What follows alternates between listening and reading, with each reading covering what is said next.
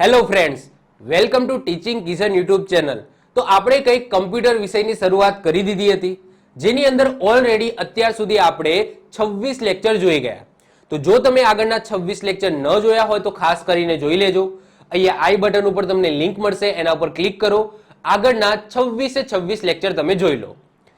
Lecture number 26 ની અંદર આપણે વાત કરી હતી ઓપરેટિંગ સિસ્ટમની, કે ભાઈ ઓપરેટિંગ સિસ્ટમ કોને કહેવામાં આવે છે અને ટાઈપ્સ ઓફ ઓપરેટિંગ સિસ્ટમ એટલે કે ઓપરેટિંગ સિસ્ટમના આપણે જુદા જુદા પ્રકાર જોઈ ગયા હતા, જેની અંદર single user operating system, multi user operating system, distributed operating system, multi processing operating system, multi tasking operating system અને છેલ્લે આપણે મોબાઈલ ઓપરેટિંગ સિસ્ટમની પણ વાત કરી હતી. હવે જો તમારા જોડે મોબાઈલ હશે તો એની અંદર નોર્મલી બે ઓપરેટિંગ સિસ્ટમ છે એ રન કરતી હશે. જો એપલ નો મોબાઈલ હશે તો એની અંદર iOS ઓપરેટિંગ સિસ્ટમ રન કરતી હશે, અથવા તો એપલ સિવાયનો કોઈ પણ મોબાઈલ હશે તો એની અંદર એન્ડ્રોઈડ ઓપરેટિંગ સિસ્ટમ રન કરતી હશે. ઓબ્વિયસલી આ જ હશે. ઓકે, આના સિવાય અત્યારે હાલ કોઈ ત્રીજી મોબાઈલ માટેની એવી પ્રખ્યાત, એવી વધારે પડતી આગળ હોય એવી કોઈ ઓપરેટિંગ સિસ્ટમ નથી. એ જ રીતના હું તમારા કમ્પ્યુટરની વાત કરું કે જો તમારા જોડે એપલ સિવાયનું કોમ્પ્યુટર હશે તો એની અંદર હું 100% કહી શકું છું કે એની અંદર વિન્ડોઝ ઓપરેટિંગ સિસ્ટમ નાખેલી હશે. જો એપલનું લેપટોપ હશે તો વસ્તુ અલગ છે કે એમને પોતાની ઓપરેટિંગ સિસ્ટમ હોય છે. બાકી એપલ સિવાયનું જો કોઈ લેપટોપ કે કોમ્પ્યુટર હશે તો એની અંદર તમારા કોમ્પ્યુટર કે લેપટોપની અંદર વિન્ડોઝ ઓપરેટિંગ સિસ્ટમ નાખેલી હશે. ઇવન મારા કોમ્પ્યુટરની અંદર પણ વિન્ડોઝ ઓપરેટિંગ સિસ્ટમ નાખેલી છે. ઇવન આ ડિજિટલ બોર્ડની અંદર પણ વિન્ડોઝ ઓપરેટિંગ સિસ્ટમ નાખેલી છે. હવે વિન્ડોઝ ઓપરેટિંગ સિસ્ટમનો વ્યાપ તમે જોઈ શકો છો કે એન્ડ યુઝર તરફ તમને સૌથી વધારે જોવા મળશે. તો ઓબ્વિયસલી એને આપણે ડેડિકેટલી પણ ભણવી પડશે. તો આજના લેક્ચરની અંદર આપણે ડેડિકેટલી માઇક્રોસોફ્ટ ઓપરેટિંગ સિસ્ટમની વાત કરીશું, જેને આપણે વિન્ડોઝ ઓપરેટિંગ સિસ્ટમ પણ કહીએ છીએ. તો શરૂઆત કરીએ છીએ માઇક્રોસોફ્ટ ઓપરેટિંગ સિસ્ટમની, અને આપણે ડીપમાં ભણવાની છે.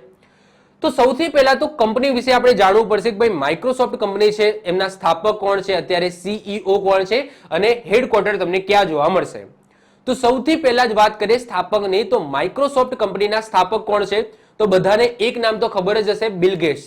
તો બિલ ગેટ્સ અને પોલ એલન બંને સાથે મળીને માઇક્રોસોફ્ટ કંપનીની સ્થાપના કરી હતી, જેનું હેડક્વાર્ટર તમને USA ની અંદર વોશિંગ્ટન DC ની અંદર જોવા મળશે.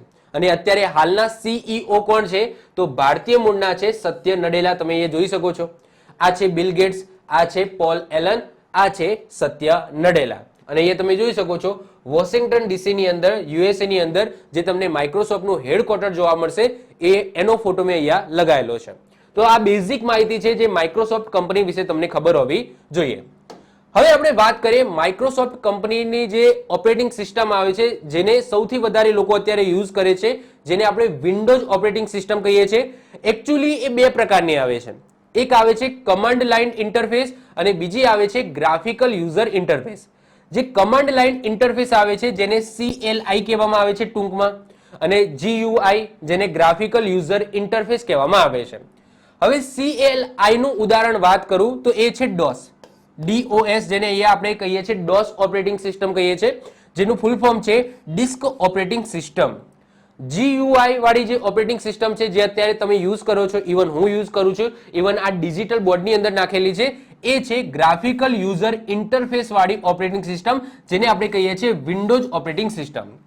તો શરૂઆતની અંદર જ્યારે માઇક્રોસોફ્ટ કંપની દ્વારા પોતાની ઓપરેટિંગ સિસ્ટમ લોન્ચ કરી હતી, એ વખતે એને વિન્ડોઝ ઓપરેટિંગ સિસ્ટમ નથી કહેવાતી, એ વખતે એને CLI ઓપરેટિંગ સિસ્ટમ કહેવાતી હતી. એટલે કે માઇક્રોસોફ્ટની CLI ઓપરેટિંગ સિસ્ટમ, જેને DOS કહેવાતી હતી, DOS. તો જે DOS ઓપરેટિંગ સિસ્ટમ છે એ પણ કઈ કંપનીની છે? તો માઇક્રોસોફ્ટ કંપનીની છે. હવે DOS ની અંદર અને વિન્ડોઝ ઓપરેટિંગ સિસ્ટમમાં ફરક શું છે? તો આની અંદર ગ્રાફિક્સ છે ને એ 0 છે. મતલબ કે કોઈ તમને ગ્રાફિક્સ જોવા ના મળે. તમારે કઈ પણ વસ્તુ કરવી હોય તો કમાન્ડ લખીને કરવી પડે. ઇવન તમારે કોઈ ફાઇલ ડિલીટ કરવી હોય તો તમારે ફાઇલનું નામ ડિલીટ લખવું પડે, એના પછી એન્ટર મારો, એ ફાઇલ ડિલીટ થાય. તમારે કોઈ ફાઇલનું નામ બદલવું હોય તો એના માટેનો પણ કમાન્ડ છે. તમારે તમારી ઓપરેટિંગ સિસ્ટમની અંદર તારીખ વાર જોવો હોય તો એના માટે પણ કમાન્ડ છે. ઓકે, તારીખ જોવા માટે પણ કમાન્ડ લખવો પડે, વાર તમારે જોવો હોય એના માટે પણ કમાન્ડ લખવો પડે. ઇવન તમારે કંઈ પણ કામ કરવું હોય આ DOS ઓપરેટિંગ સિસ્ટમની અંદર તો એમાં કમાન્ડ લખવો પડે. કમાન્ડ વગર કશું ના થાય. મતલબ કે એક 0 ગ્રાફિક્સ છે. એની અંદર કોઈ પણ જાતનું ગ્રાફિક્સ હતું જ નહીં. એના પછી આ વિન્ડોઝ ઓપરેટિંગ સિસ્ટમ લાવવામાં આવી, જે અત્યારે તમે અને હું યુઝ કરી શકો છો, જેમાં અત્યારે નોર્મલ માણસ પણ ઓકે યુઝ કરી શકે છે. એને ખબર છે કે ભાઈ કઈ પણ વસ્તુ ઓપન કરવી હોય તો એના જે માઉસ છે એનો એરો ત્યાં લઈ જવાનો, એના ઉપર ડબલ ક્લિક કરવાનું, એનાથી એ જે પ્રોગ્રામ છે એ ઓપન થઈ જશે અથવા એ ફાઇલ છે એ ઓપન થઈ જશે. પરંતુ ચલો કમાન્ડ લાઈન ઓપરેટિંગ સિસ્ટમ એ છોકરાને આપી દો તો એ કમાન્ડ લખી શકવાનો છે કે ભાઈ મારે આ પ્રોગ્રામ ઓપન કરવો છે તો આનું કમાન્ડ લખીને ઓપન કરું? Obviously not. તો અત્યારે તમે જુઓ છો કે જે લોકો કોમ્પ્યુટર બેકગ્રાઉન્ડથી નથી આવતા એ લોકો પણ ઇઝીલી કોમ્પ્યુટરનો યુઝ કરી શકે છે. કેમ? કારણ કે અત્યારે GUI વાળી ઓપરેટિંગ સિસ્ટમ આવી ગઈ છે, એટલે કે ગ્રાફિકલ યુઝર ઇન્ટરફેસ આવી ગયું છે, જેમાં તમને સરસ મજાના આઇકન મૂકીને આપી દેશે. આઇકોન ઉપર તમારે ડબલ ક્લિક કરવાનું છે. રિનેમ કરવું હોય તો બસ એના ઉપર જઈને રાઈટ ક્લિક કરો, રિનેમ થઈ જશે. તમારે કોઈ પ્રોગ્રામ ઓપન કરવો હોય ડબલ ક્લિક કરો, સિંગલ ક્લિક કરો, સિલેક્ટ થઈ જશે. ઇવન તમારે કંઈ પણ કામ કરવું હોય તો બધી વસ્તુ ગ્રાફિકલી અવેલેબલ છે તમારા કોમ્પ્યુટરની અંદર. પરંતુ પહેલાના કોમ્પ્યુટરની અંદર મેં તમને કીધું એમ બધી વસ્તુ કમાન્ડથી કરવી પડતી હતી.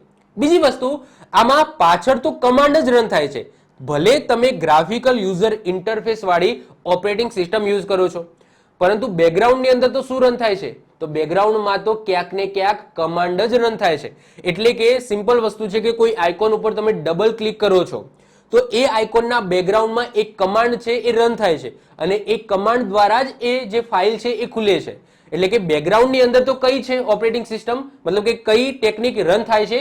તો CLI છે. ભલે તમે વિન્ડોઝ ઓપરેટિંગ સિસ્ટમ યુઝ કરો છો, ગ્રાફિક્સ વાળી ઓપરેટિંગ સિસ્ટમ યુઝ કરો છો, બાકી બેકગ્રાઉન્ડની અંદર પણ કમાન્ડ લાઈન ઇન્ટરફેસ જ હોય છે, જે તમને નથી દેખાતું, પરંતુ ઓપરેટિંગ સિસ્ટમ છે એ આ રીતના જ વર્ક કરે છે. ઓકે, કારણ કે એને ખબર ના પડે કે ભાઈ ડબલ ક્લિક કર્યું, પણ તમે ડબલ ક્લિક કરો એટલે પાછળ એક કમાન્ડ રન થતો હોય એને ઓપન કરવા માટેનો. ઓકે, હવે અત્યારે પણ જે વિન્ડોઝ ઓપરેટિંગ સિસ્ટમ આવે છે એની અંદર જો કોઈને કમાન્ડ લખીને કામ કરાવડાવવું હોય, જો કોઈને નોર્મલી તો આપણે આઇકોન ઉપર ડબલ ક્લિક કરીને આઇકોનથી જ આપણે એરોથી માઉસને મતલબ કે જે કર્સર છે એને ફેરવીને જ આપણે વર્ક કરાવતા આવીએ છીએ. પરંતુ કોઈને ઈચ્છા થાય છે કે મારે જે આ GUI વાળી ઓપરેટિંગ સિસ્ટમ છે એની અંદર મારે કમાન્ડ લખીને કામ કરાવડાવવું છે, તો આની અંદર પણ એક કમાન્ડ લાઈન આવે છે જેને કમાન્ડ પ્રોમ્પ્ટ કહેવામાં આવે છે. તો એ કમાન્ડ પ્રોમ્પ્ટની અંદર તમે કમાન્ડ લખીને બધી જ વસ્તુ કરાવી શકો છો. જેમ કે તમે અહીંયા સર્ચની અંદર જતા રહો, સર્ચની અંદર તમે કરશો, લખશો CMD લખશો તો એ દેખાય છે. તો આ તમારી આવી ગઈ, આ દેખાય છે. તો આ શું, આ તમારી કઈ આવી ગઈ? કમાન્ડ લાઈન ઇન્ટરફેસ આવી ગયું. તો અહીંયા તમે કમાન્ડ લખીને કોઈ પણ ફાઇલ તમારા કોમ્પ્યુટરની અંદર છે એને ડિલીટ કરી શકો છો. ઇવન તમારે કોઈ વાર જાણવો હોય, તારીખ જાણવી હોય તો તમે જાણી શકો છો. લાઈવ જોવું છે, ચલો લખું. સમજી લો કે આ કમાન્ડ લાઈનની અંદર એક કમાન્ડ છે ડેટનો, મતલબ કે જો તમારે તમારી તારીખ જાણવી હોય કે આજે તારીખ કઈ છે તો ડેટ તમારે લખવાનું છે અને સિમ્પલ તમારે એન્ટર આપવાનું છે. આવી ગઈ તારીખ, કે અત્યારે તારીખ છે 8/5/2023. ઓકે, ડન છે. ચલો હવે મારે સમય જાણવો છે તો એના માટે ટાઈમ નામનો કમાન્ડ છે, તો હું ટાઈમ લખી દઉં છું. ઓકે, ટાઈમ નામનો કમાન્ડ લખ્યો, મારી મેં એન્ટર. તો અત્યારે જ્યારે હું રેકોર્ડ કરું છું ત્યારે ટાઈમ તમે જોઈ શકો છો 16:59:39, એટલે કે 16 નો મતલબ થાય 4. ઓકે, એટલે કે સાંજના 4 વાગ્યા છે. ઓકે, જસ્ટ 5 વાગવા આવ્યા છે, એટલે કે 4:59 થઈ છે. તો એ અત્યારનો હાલ લેટેસ્ટ સમય પણ આવી ગયો. પછી જો તમારે આ બધી વસ્તુ ક્લિયર કરી નાખવી હોય તો CLR કરીને એક કમાન્ડ છે. તો આ CRL કરીને કમાન્ડ છે, સોરી યાર CLR નથી, કંઈક બીજો કમાન્ડ છે આને ભૂસવા માટે. જોજો તો મેં ખોટો કમાન્ડ લખ્યો તો એ લખી દીધું કે ભાઈ તમે જે કમાન્ડ લખ્યું છે એ ઇન્ટરનલ અથવા તો એક્સટર્નલ કમાન્ડ નથી, એવું લખાઈ દીધું છે. હવે ઇન્ટરનલ કમાન્ડ કયા કયા છે, એક્સટર્નલ કમાન્ડ કયા કયા છે એ હમણાં આપણે ભણીએ છીએ. મતલબ કે ટૂંકમાં હું જસ્ટ એવું કહેવા માંગુ છું કે તમારા કોમ્પ્યુટરની અંદર તમારે ગ્રાફિક્સ વગર કંઈ પણ કામ કમાન્ડથી કરવું હોય તો તમે કરી શકો છો. પછી ડિરેક્ટરી ઓપન કરવી હોય તો એના માટે dir કરીને એક કમાન્ડ તમને જોવા મળશે, dir કરીને કમાન્ડ જોવા મળશે, જેનાથી તમારી જે ડિરેક્ટરી છે એટલે કે જે ફોલ્ડર છે આ બધા ફોલ્ડર તમને જોવા મળશે તમારા કોમ્પ્યુટરની અંદર. તો આવા બધા ઘણા બધા કમાન્ડ છે. md કરીને તમને કોઈ કમાન્ડ જોવા મળશે. તો તમે જોવા મળશે કે આ ટાઈપના કમાન્ડ છે એ અવેલેબલ છે. અમુક એવા કમાન્ડ છે જે મતલબ કે તમારે લખવા પડે, મતલબ કે એ કમાન્ડ પછી ફાઇલનું નામ આ ટાઈપનું તમારે લખવું પડે. જેમ કે કોઈ એક્ઝિક્યુટેબલ ફાઇલ હોય, જેમ કે કોઈ ફાઇલ તમારે ઇન્સ્ટોલ કરવાની છે તમારા કમ્પ્યુટરની અંદર, તો .exe ફાઇલ તમારે આખું એનું નામ લખવું પડે, કઈ જગ્યાએ છે એનો આખો પાથ આપવો પડે, અને પછી તમે એન્ટર મારો તો તમારા કમ્પ્યુટરની અંદર એ ફાઇલ કમાન્ડ દ્વારા પણ ઇન્સ્ટોલ તમે કરી શકો છો. મતલબ કે આ વસ્તુ બહુ બ્રોડલી છે. મતલબ કે તમે તમારા કમ્પ્યુટરની અંદર જે પણ વસ્તુ કરી શકો છો ગ્રાફિકલ રીતના, એ બધી જ વસ્તુ તમે કમાન્ડ લખીને પણ કરી શકો છો, જો તમારા જોડે કમાન્ડનું નોલેજ હોય તો. ઓકે, તો ચલો આપણે પહેલા તો થિયરિકલી ભણીએ, એના પછી મેં તમને પ્રેક્ટિકલી બતાવી દીધું કે આ બધી વસ્તુ કમાન્ડથી પણ તમે કરી શકો છો. ક્લિયર?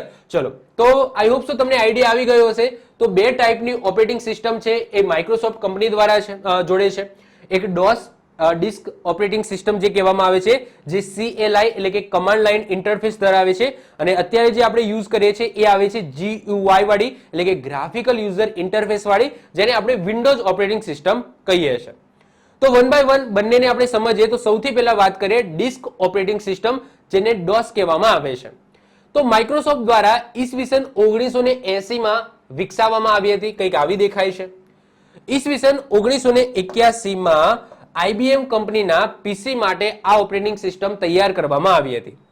આ સિંગલ યુઝર ઓપરેટિંગ સિસ્ટમ છે. ઓબ્વિયસલી બહુ જૂની છે ઓપરેટિંગ સિસ્ટમ, એટલા માટે આ ઓપરેટિંગ સિસ્ટમમાં કંઈ પણ કાર્ય કરવા માટે લખવામાં આવતી માહિતીને શું કહેવામાં આવે છે? કમાન્ડ કહેવામાં આવે છે.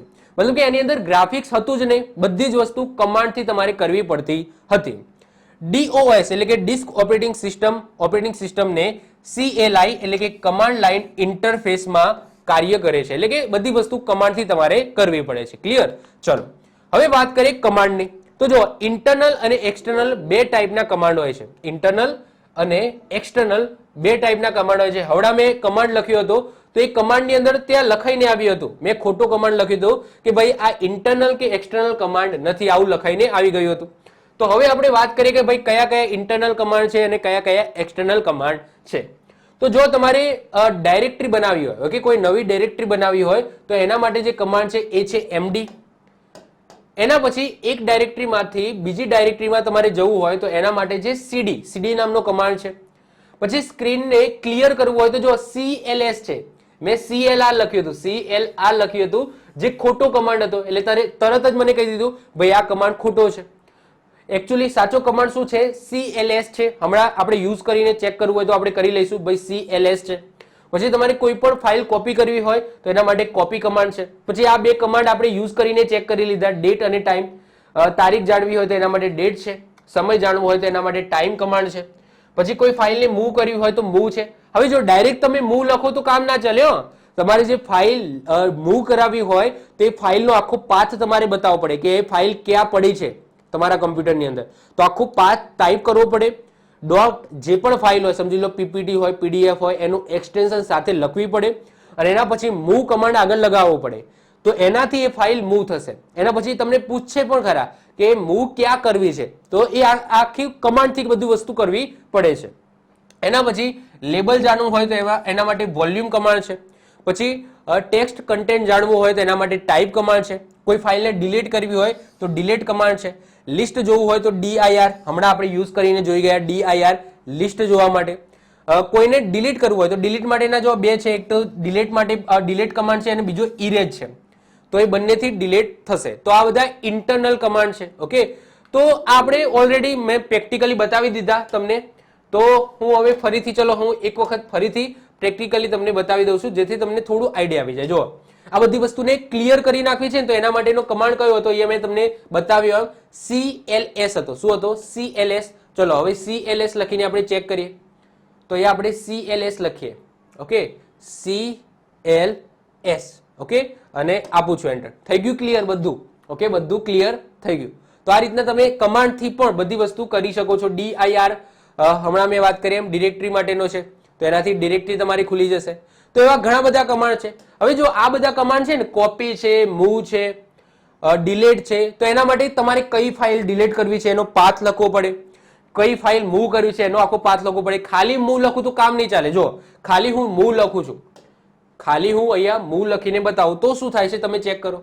MOV. ઓકે, ખાલી હું મૂવ લખીને એન્ટર આપું છું તો તમને કહેશે જો કે આવો કોઈ ઓકે ઇન્ટરનલ કે એક્સટર્નલ કમાન્ડ નથી. કેમ આવું બતાવ્યું? કારણ કે મેં કોઈ ફાઇલનો પાથ જ નથી આપ્યો. પ્રોપર પાથ આપ્યો હોય અને MOV.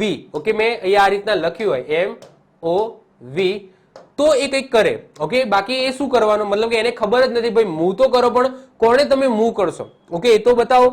પછી કોપી કમાન્ડ છે, તો કોપી કમાન્ડ તમે એ લખો છો COPY, કોપી લખી દીધું તો એ તમને કહેશે કે syntax of command is incorrect. મતલબ કે તમે કોપી લખ્યું, હા કોપી કમાન્ડ છે ને એમને ના નથી પાડી કે ભાઈ કોપી કમાન્ડ નથી, પરંતુ તમે જે સિન્ટેક્સ લખી છે કે ભાઈ તમારે કઈ ફાઇલ કોપી કરવી છે એનો આખો પાથ દર્શાવો, એ ખોટો છે. તો syntax of command is incorrect આવું લખાઈને આવી જશે. તો આ બધા જુદા જુદા કમાન્ડ છે, જુદી જુદી ફાઇલને મૂવ કરવી હોય, ડિલીટ કરવી હોય, ઓકે, તો એના માટેના. તો આ બધા ઇન્ટરનલ કમાન્ડ છે. એના સિવાય બીજા એક કમાન્ડ આવે છે જેને એક્સટર્નલ કમાન્ડ આપણે કહીશું. તો બે ટાઈપના કમાન્ડ આવે છે. બીજા આવે છે એક્સટર્નલ કમાન્ડ, તો આ પણ તમે યુઝ કરી શકો છો, પરંતુ આ પણ તમારે પ્રોપર ફાઇલનું નામ, એનો પાથ દર્શાવીને યુઝ કરવાના રહેશે. જેમ કે એટ્રીબ્યુટ બનાવવા માટે આ ટાઈપની એક કમાન્ડ છે. પછી ચેક કરવા માટે CHK DSK છે. પછી ડિલીટ કરવા માટે DELTREE છે. પછી લેબલ આપવા માટે લેબલ છે. મેમરી જાણવા માટે MEM છે. કોપી પેસ્ટ કરવા માટે XCopy છે. પછી 32 બીટ કોપી હોય, જો બે ટાઈપના હોય, 64 બીટ 32 બીટ. તો 32 બીટ માં કોપી હોય તો XCopy 32 બીટ. પછી ફોર્મેટ કરવું હોય તો ફોર્મેટ કમાન્ડ છે. પછી કમાન્ડ એપ્લાય કરવા માટે કમાન્ડ છે. ઓકે, આ એનો કમાન્ડ છે. પછી ફાઇલ એક્સટેન્શનની વાત કરીએ, મતલબ કે કોઈ ફાઇલ છે જેનું એક્સટેન્શન શું બતાવે છે. જેમ કે કોઈ એક્ઝિક્યુટેબલ ફાઇલ હોય, એટલે કે તમારી કોઈ ફાઇલનું સોફ્ટવેર હોય તો સોફ્ટવેરમાં .exe ફાઇલ હોય, એટલે કે એક્ઝિક્યુટેબલ ફાઇલ, એટલે કે ઇન્સ્ટોલ થાય એવી ફાઇલ. તો .exe જે એક્ઝિક્યુટેબલ ફાઇલ કહેવામાં આવે છે. એના પછી કમાન્ડ ફાઇલ, જેમાં તમારું જે ફાઇલ હશે એનું એક્સટેન્શન .com હશે. જેમ કે પીપીટીમાં .ppt હોય છે ને, ઓકે, .ppt હોય છે. પછી સમજી લો કે ડોક્યુમેન્ટ ફાઇલ હોય તો .doc હોય છે. તો એ રીતના આ બધા એક્સટેન્શન છે. જો જેમ કે ડોક્યુમેન્ટ ફાઇલ હોય તો DOC હોય. પછી કોઈ ટેક્સ્ટ ફાઇલ હોય, જેમ કે નોટપેડની ફાઇલ છે તો નોટપેડની ફાઇલ છે એ શેમાં સેવ થશે, તો .txt માં સેવ થશે. પછી કોઈ બેચ ફાઇલ હોય તો .bat માં સેવ થશે. પછી પ્રોગ્રામ ફાઇલ હોય કોઈ તો .prg માં સેવ થશે. કોઈ સિસ્ટમ ફાઇલ હોય તો .sys ની અંદર સેવ થશે. તો આ બધા શું છે, તો ફાઇલ એક્સટેન્શન છે. ઓકે, તો આ કમાન્ડ લાઈન તમારો ઇન્ટરફેસ થઈ ગયું. હવે વાત કરીએ વિન્ડોઝ ઓપરેટિંગ સિસ્ટમ. તો અત્યારે મારા કમ્પ્યુટરની અંદર છે એ વિન્ડોઝ ઓપરેટિંગ સિસ્ટમ છે, જેની અંદર તમને બધા આઇકોનો જોવા મળશે. તો એ GUI એટલે કે ગ્રાફિકલ યુઝર ઇન્ટરફેસ ઉપર કામ કરે છે.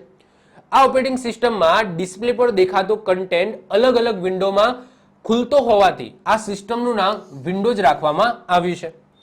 વિન્ડોઝમાં ફાઇલનું નામ તમે મેક્સિમમ કેટલા કેરેક્ટરનું રાખી શકો છો, તો યાદ રાખજો 255 કેરેક્ટરનું રાખી શકો છો. કોઈ પણ ફાઇલ હોય, ટેક્સ્ટ ફાઇલ હોય, ડોક્યુમેન્ટ હોય, PPT ફાઇલ હોય, કોઈ પણ એક્સેલ ફાઇલ હોય, કોઈ પણ ફોલ્ડર હોય, કોઈ પણ ફાઇલ હોય, તો એનું નામ તમે વધુમાં વધુ 255 કેરેક્ટરનું રાખી શકો છો. એનાથી વધારે કેરેક્ટરનું રાખી શકો નહીં. અહીંયા તમને એક વર્ઝન જોવા મળશે વિન્ડોઝ XP કરીને. વિન્ડોઝ XP, જેમાં XP છે ને એનો મતલબ થાય છે એક્સપિરિયન્સ. ઓકે, આ યાદ રાખજો, એક્ઝામની અંદર પૂછાયેલો ક્વેશ્ચન છે. આમ normally Windows 1, Windows 10, Windows 7, Windows 9 એવા તમને જોવા મળશે, પરંતુ એક વર્ઝન આવ્યું હતું વિન્ડોઝ XP કરીને. ઘણા બધા લોકો વિન્ડોઝ XP પણ યુઝ કરતા હશે, બહુ જૂનું વર્ઝન છે. તો શરૂઆતમાં મેં જ્યારે કોમ્પ્યુટર લીધું હતું ત્યારે વિન્ડોઝ XP હતું. એના પછી બહુ લાંબા સમય સુધી વિન્ડોઝ 7 મેં યુઝ કર્યું, અને અત્યારે લેટેસ્ટ વિન્ડોઝ 10 છે એ હું યુઝ કરું છું. તો વિન્ડોઝ XP માં જે XP છે એનો મતલબ થાય છે એક્સપિરિયન્સ. તો આટલું ખાલી યાદ રાખી લેજો. હવે આજના ચેપ્ટરમાંથી પૂછાયેલા ક્વેશ્ચનની વાત કરીએ તો માઇક્રોસોફ્ટના સ્થાપક બિલ ગેટ્સ અને પોલ એલન છે. માઇક્રોસોફ્ટનું હેડક્વાર્ટર તમને વોશિંગ્ટન DC માં જોવા મળશે. DOS જેનો મતલબ થાય છે ડિસ્ક ઓપરેટિંગ સિસ્ટમ. એક્ઝિક્યુટેબલ ફાઇલનું એક્સટેન્શન શું હોય છે, .exe હોય છે. CLI, ઓકે, CLI એનું ફૂલ ફોર્મ છે કમાન્ડ લાઇન ઇન્ટરફેસ, અને GUI નું ફૂલ ફોર્મ છે ગ્રાફિકલ યુઝર ઇન્ટરફેસ. ઓકે, તો આ સાથે આજનો વિડીયો અહીંયા પૂરો થાય છે. તો આજના લેક્ચરની અંદર આપણે માઇક્રોસોફ્ટ ઓપરેટિંગ સિસ્ટમની વાત કરી. આઈ હોપ સો તમને વિડીયો ગમ્યો હશે. વિડીયો ગમ્યો તો વિડીયોને લાઈક કરી દો, મિત્રો સાથે શેર કરી દો. જો તમે આ ચેનલ પર નવા હો તો ચેનલને સબસ્ક્રાઇબ કરીને બાજુમાં રહેલું બેલ આઇકન દબાવી દો, જેથી કોઈ નવો વિડીયો અપલોડ કરું તેની નોટિફિકેશન તમને મળતી રહે અને તમારો કોઈ પણ વિડીયો મિસ ના થાય. તો મળીશું નેક્સ્ટ લેક્ચરમાં. બાય, ઓલ ધ બેસ્ટ, જય હિન્દ, જય ભારત.